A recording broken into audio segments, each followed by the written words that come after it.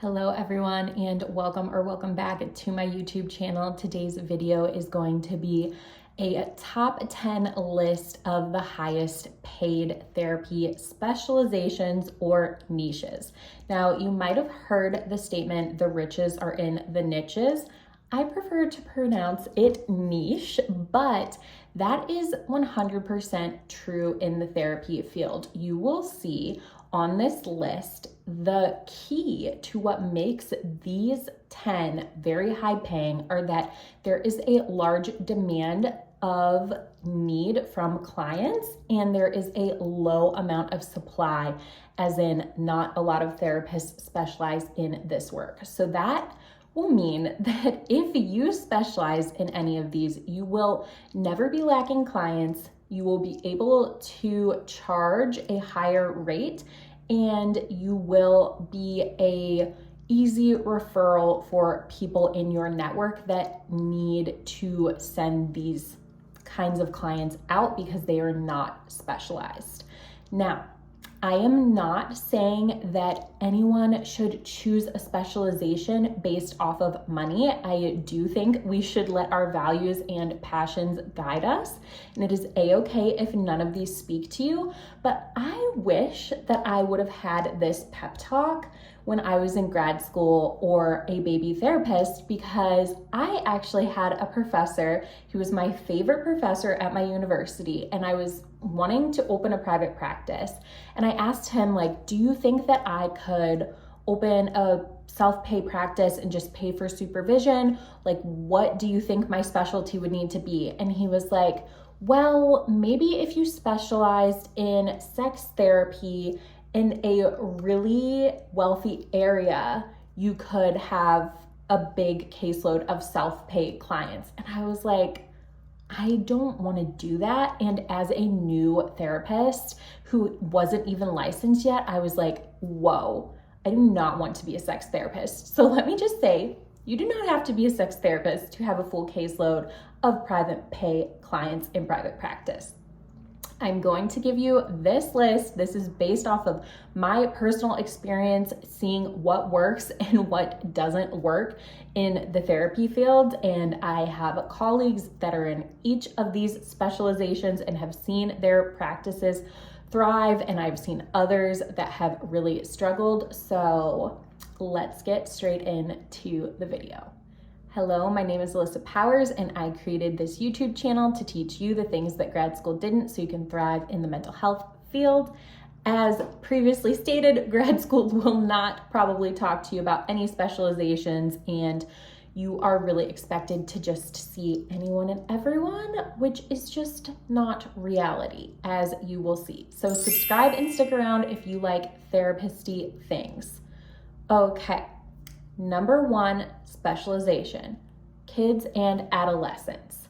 You will need to be in person to do this well. Most people want an in-person, non-telehealth appointment for their child, but there are so many kids and teens that need a good therapist that is relatable and gets them, and parents are willing to pay a premium rate for them to have a more boutique and higher level experience. So you will never go without clients. You have to obviously love that kind of work and be free in after school hours, because kids obviously are almost always going to be in school until 2:30 or 3 o'clock.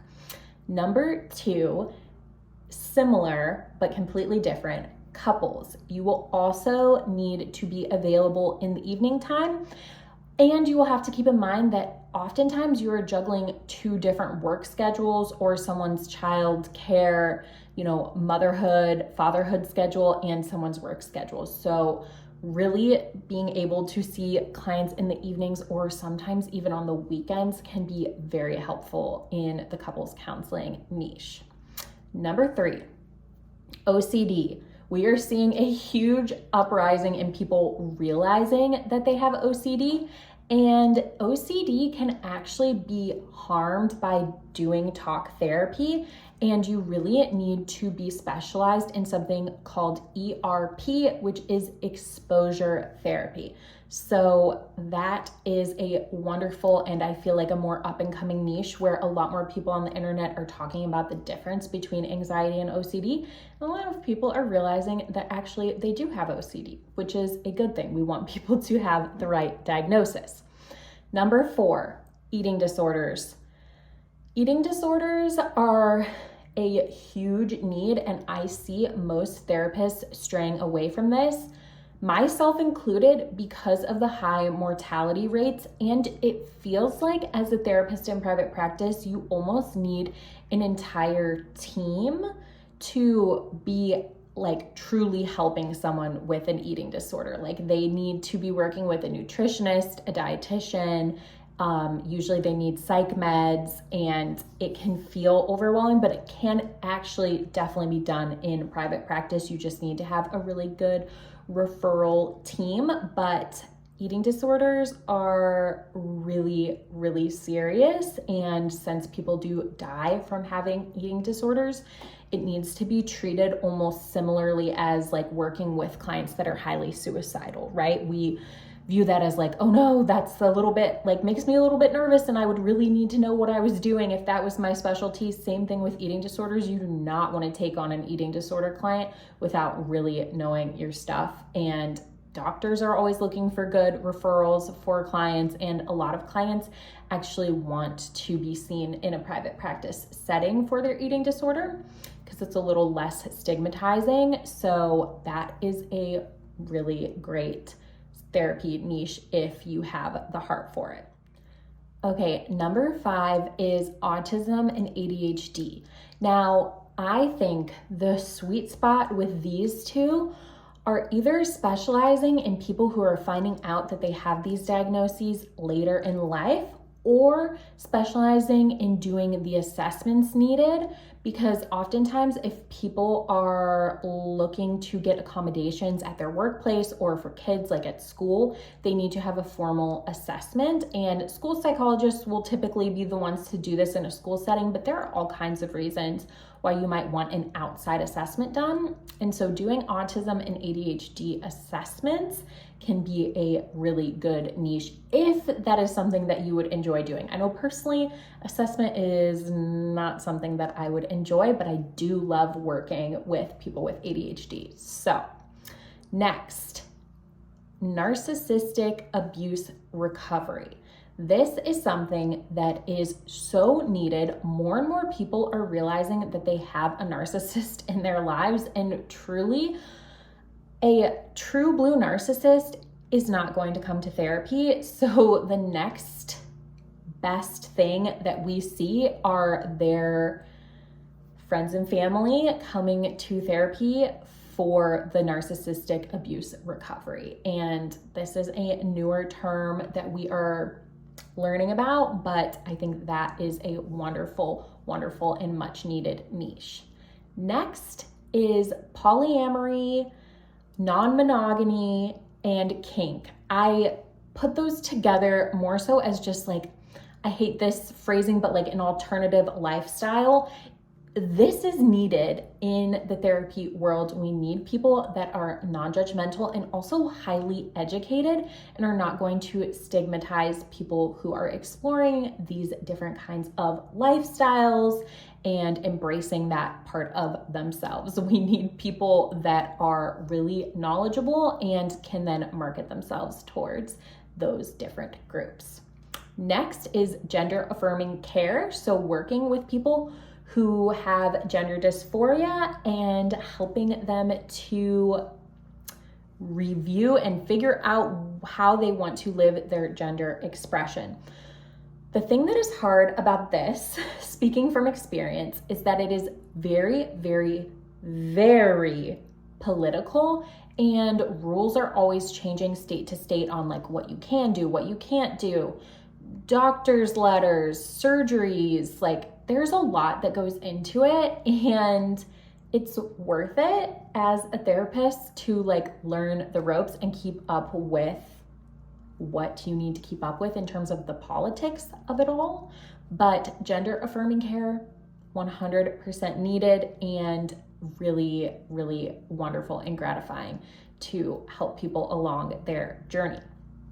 Number 9, divorce mediation. So people who are going through divorce, being able to, it's not exactly couples counseling, right? Because they're not a couple anymore, but being able to mediate their conversations, and honestly, even being able to work one-on-one with them outside of that, because going through divorce is very stressful, can often be traumatic, can often be, initiated by one person and the other person doesn't want that. Like, it is a lot. So getting those divorce attorneys' phone numbers and making those connections with them so you can get referrals, that is absolutely much needed. And then last one, working with men.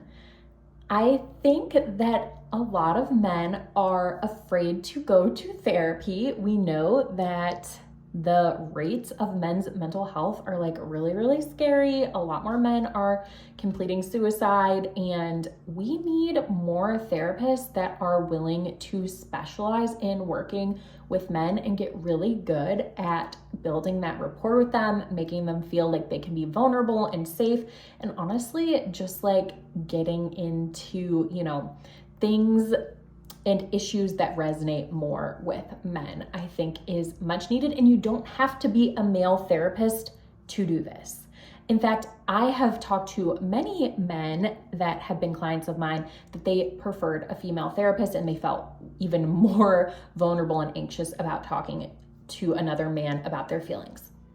I hate that this is the society we live in, because men are just as emotional and like just as worthy of having a safe space as women, obviously. But that is the last one on my list. Let me know in the comment section below what your therapy specialty is, or what you are thinking it could be in the future. I know when I was in grad school, I want to say I thought I was going to work as a school-based therapist. And then I called one up on the phone and said, hello, how much money do you make? And she said $30,000. And I said, goodbye. Not really, but she did say that. It was like $32,000. And I thought to myself, I'm making that much part-time working at a high school right now. Why am I getting my master's? So I decided to go another way. But I hope that this helped, and I will see you guys next time. Bye.